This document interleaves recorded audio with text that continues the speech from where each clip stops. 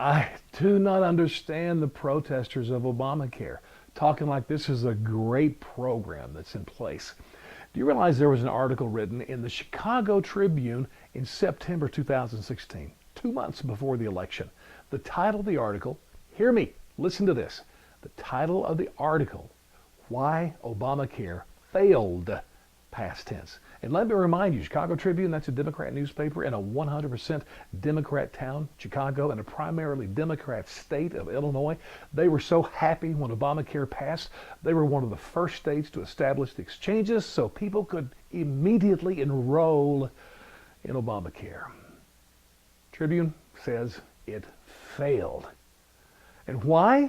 And by the way, I mentioned that the United Healthcare, Aetna, Land of Lincoln had already gotten out of the exchanges because they were dying. It cost way too much money.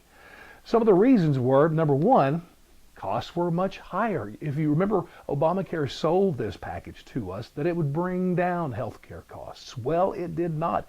They skyrocketed.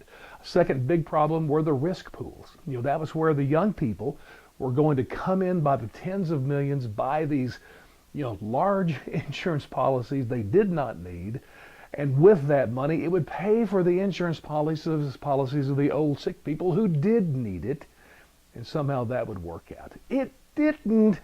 It's unsustainable the way that it is. And the article even says, the taxes, penalties were not enough, even though it had massive taxes and stuff in there.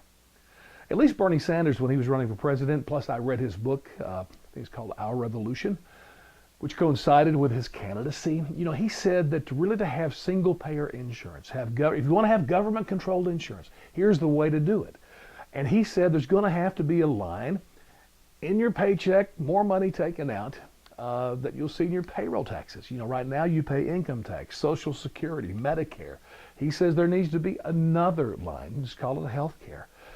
He said that it probably should be around 8.4%. And that is in line with a zillion other taxes he talked about against the rich that would go for that. I would estimate it should be 20% of your income to really pay for a government-controlled healthcare plan. It's ridiculous, Americans. What the heck are you thinking? We need to repeal every word of Obamacare. Let none of it stand. And then somehow, we need to take a knife and drive it into the heart of the idea that says somehow when we have health care issues or needs, that the federal government is the best way to find a solution. Man, if we could ever get to that point, then we might be able to really deal with the issues of the high cost of health care, the availability of health care, access, and all those other issues. Man, Obamacare is dead.